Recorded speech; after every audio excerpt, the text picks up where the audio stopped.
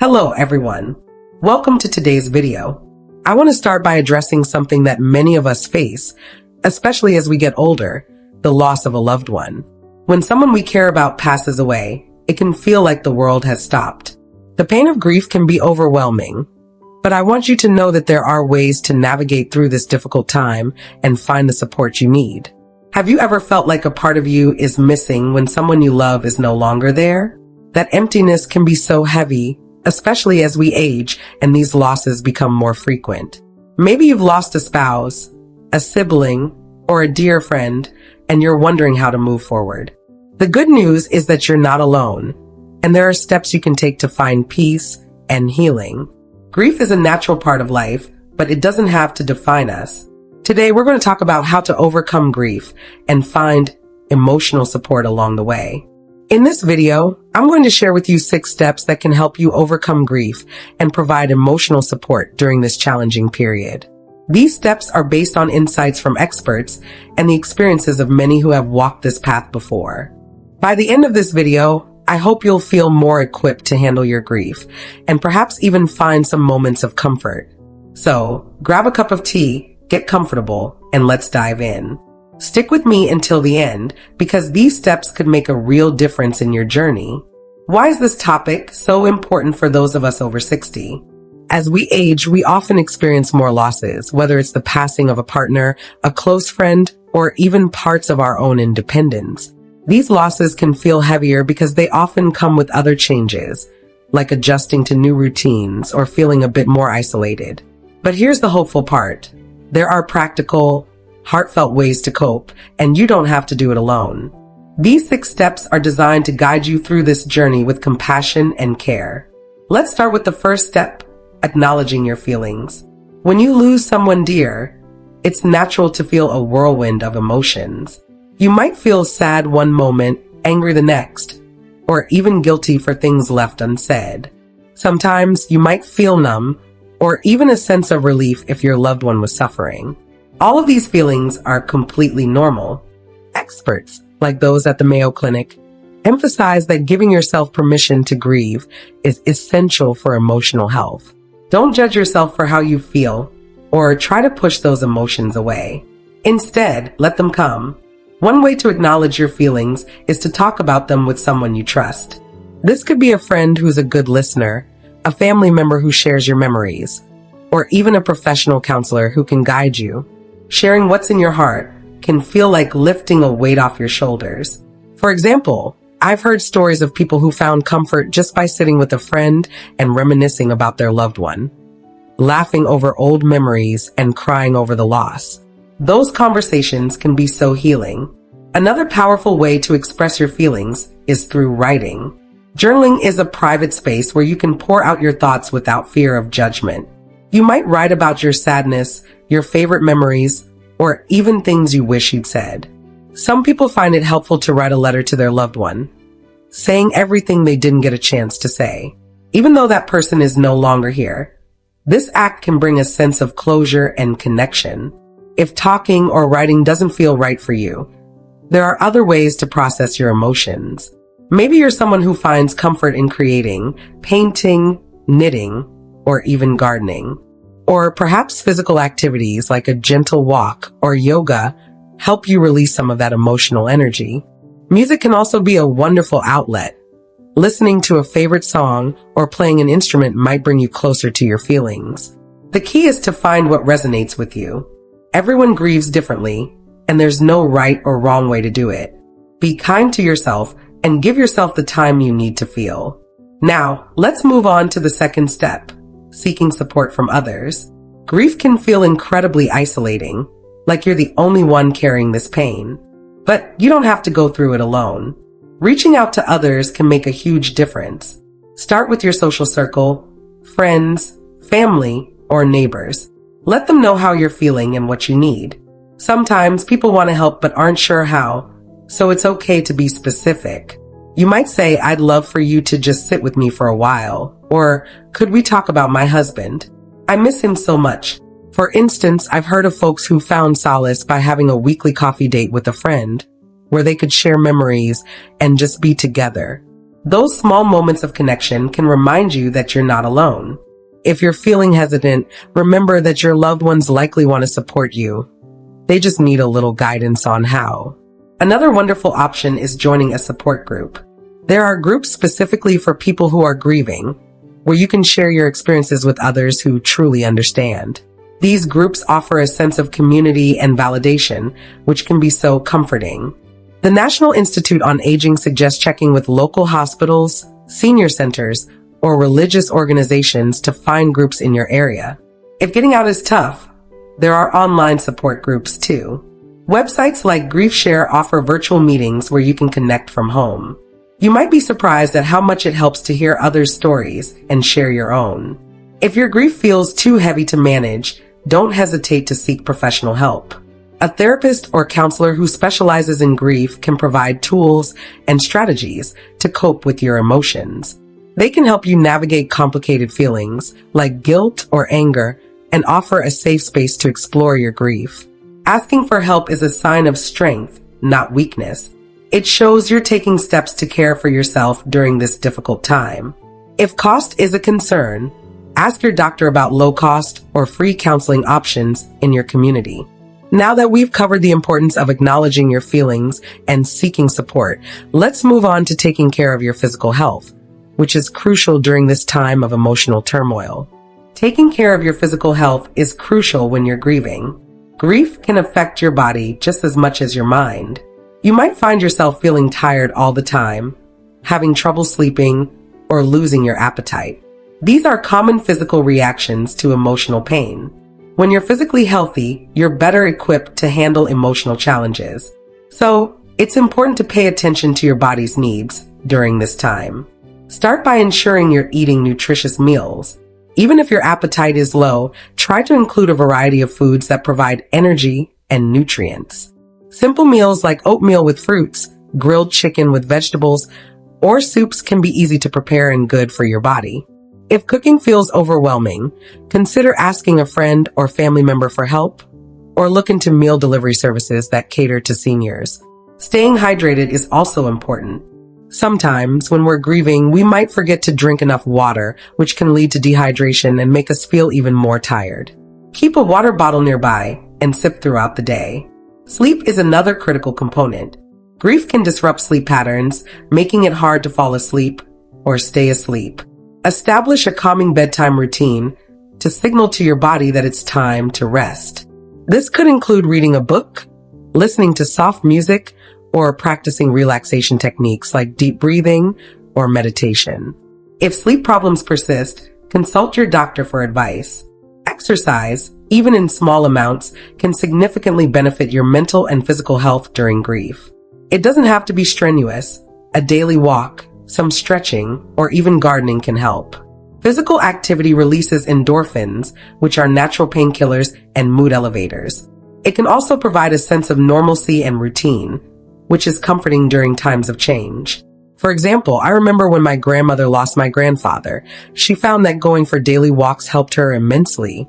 Not only did it keep her physically active, but it also gave her time to think and process her emotions. According to the American Psychological Association, regular physical activity can reduce symptoms of depression and anxiety, which are often associated with grief. So, incorporating movement into your day can be a powerful tool in your healing journey. Be gentle with yourself. Grief is a process, and it's okay to have good days and bad days. Don't put pressure on yourself to get over it quickly. Healing takes time, and everyone's timeline is different. Before we continue, I'd truly appreciate it from the bottom of my heart if you could take a moment to like this video and leave a comment if you find it helpful. Your support means a lot to me and helps this channel reach more people who might need this information. Now, let's talk about finding ways to remember and honor your loved one. This step is about keeping their memory alive in a way that brings you comfort and helps you feel connected to them. There are many ways to do this, and what works best will depend on your personal relationship with the deceased and your own preferences. One idea is to create a memory book or album filled with photographs, letters, and mementos that remind you of your loved one. Flipping through it can be a way to reminisce and feel close to them. You might also consider writing down stories or anecdotes about them. which can be shared with family and friends. Planting a tree or a garden in their memory is another beautiful way to honor them. Watching something grow can symbolize new beginnings and the continuation of life, which can be comforting. Some people choose to wear a piece of jewelry that belonged to their loved one, or keep a special item, like a scarf or a watch, close by. Talking about your loved one is also important. Don't be afraid to share stories, laugh about funny memories, or even cry when you need to. Keeping their spirit alive through conversation can help you process your feelings and feel less alone in your grief. Many grief counselors recommend creating rituals or traditions to honor the deceased. For example, lighting a candle on special occasions or having a moment of silence can be powerful ways to keep their memory alive. You can also find ways to give back in their name. If your loved one was passionate about a particular cause, consider making a donation to that organization or volunteering your time. This can be a meaningful way to honor their legacy and feel connected to something they cared about. For instance, if they loved animals, you might volunteer at a local shelter or donate to a pet rescue organization. These acts can bring a sense of purpose and connection. There's no right or wrong way to remember someone. Do what feels right for you and what brings you comfort. Some people find solace in creative outlets, like writing poetry, painting, or composing music inspired by their loved one. Others might visit a place that was special to both of them, like a favorite park or beach, to reflect and feel close. One person I know started a small annual gathering with family to share stories about their loved one, turning it into a cherished tradition. Whatever you choose, these acts can help you integrate your loss into your life story, allowing you to find moments of joy and happiness again. Finding ways to remember your loved one isn't just about keeping their memory alive. It's also about giving yourself permission to heal. It's a way to honor the past while moving forward with love and gratitude. By nurturing your physical health and finding meaningful ways to remember your loved one, you're taking active steps toward healing. These practices not only support your emotional well-being, but also help you maintain a connection with those you've lost. As we wrap up this part, know that grief is a deeply personal journey, and there's no set timeline for healing. In the next steps, we'll explore when it might be helpful to seek professional support and how to cultivate patience and self-compassion as you navigate this challenging time. Let's dive into our fifth step, knowing when to seek professional help. Grief is a natural response to loss, but sometimes it can feel like it's taking over your life. You might notice that you're struggling to get through the day, or maybe you've lost interest in activities that used to bring you joy. Perhaps you're feeling a deep sense of hopelessness that doesn't seem to lift, or you're having thoughts that worry you, like not wanting to go on. If any of this sounds familiar, it's okay to reach out for professional support. There's no shame in asking for help. It's a brave and proactive step toward healing. A therapist or counselor who specializes in grief can offer you personalized strategies to cope with your emotions. They can help you work through complex feelings like guilt or anger and guide you toward finding peace. For seniors, especially those who might feel isolated or have limited family nearby, there are accessible options. The National Institute on Aging suggests exploring online counseling services or virtual support groups, which allow you to connect from the comfort of your home. Many communities also offer grief support groups through local hospitals, senior centers, or religious organizations.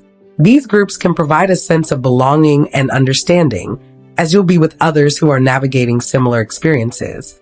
If you're unsure where to start, your doctor can often point you to resources or recommend a mental health professional. Seeking help doesn't mean you're weak. It means you're taking care of yourself during a challenging time. Now, let's move on to our sixth and final step, cultivating patience and self-compassion. One of the most important things to remember about grief is that it doesn't follow a straight path or a set schedule.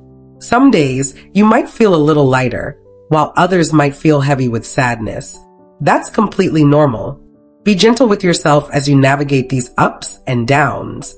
Allow yourself to feel whatever comes, whether it's sadness, anger, or even moments of joy, without judging yourself for it. Experts from Help Guide remind us that everyone grieves differently, and there's no right way to do it. Your journey is unique, and it's okay to take as long as you need. Practicing self-compassion means treating yourself with the same kindness you'd offer a dear friend. If you're having a tough day, give yourself permission to rest or do something comforting, like watching a favorite movie or sipping a warm cup of tea. Setting small, achievable goals can also help you feel a sense of progress. For example, you might decide to take a short walk each morning, call a friend once a week, or spend a few minutes journaling your thoughts. These small steps can add up, helping you rebuild your strength and confidence over time. It's also important to celebrate moments of joy, even if they feel fleeting. Laughing at a memory or enjoying a sunny day doesn't mean you're forgetting your loved one. It means you're allowing yourself to live fully, which is a beautiful way to honor them. Another part of cultivating patience is recognizing that healing is a gradual process. The pain of grief may never completely disappear, but it will likely become more manageable with time. You might find that certain days, like anniversaries or holidays, bring a wave of emotions. That's okay. Planning ahead for these moments can help. Maybe you arrange to spend time with a loved one or create a new tradition to honor your loved one's memory. Over time, you'll find that these moments become less overwhelming, and you'll carry your loved one's memory with you in a way that feels comforting rather than painful. As we come to the end of this video, let's take a moment to reflect on the 6 steps we've explored to help you overcome grief and find emotional support. We started by talking about acknowledging your feelings, giving yourself permission to experience the full range of emotions that come with loss. Then we discussed seeking support from others, whether it's friends, family, or a support group, to remind you that you're not alone. We also covered the importance of taking care of your physical health through good nutrition, rest, and gentle exercise to support your emotional well-being. Honoring your loved one's memory came next, with ideas like creating keepsakes or giving back in their name to keep their spirit alive. We just explored knowing when to seek professional help, a vital step if grief feels too heavy to manage on your own. And finally, we talked about cultivating patience and self-compassion, being kind to yourself as you heal at your own pace. These steps are like a roadmap, guiding you through the difficult terrain of grief. They're not a quick fix, but they're practical, heartfelt ways to support yourself. You might find that some steps resonate more than others, and that's okay. Use what works for you, and don't be afraid to revisit these ideas as your needs change. Most importantly, know that you're not alone on this journey. There are people and resources ready to support you, whether it's a friend who listens, a counselor who guides, or a community that understands. I hope this video has offered you some comfort and encouragement. If you found it helpful, I'd love for you to share your thoughts in the comments below. Maybe you have a story about how you've coped with grief, or a tip that's helped you along the way. Your experiences could inspire someone else watching this video. Please take a moment to like this video and subscribe to our channel for more content designed to support you in living your best life at any age. Thank you so much for joining me today. Here's to finding peace, healing, and hope, one step at a time. Take care, and I'll see you in the next video.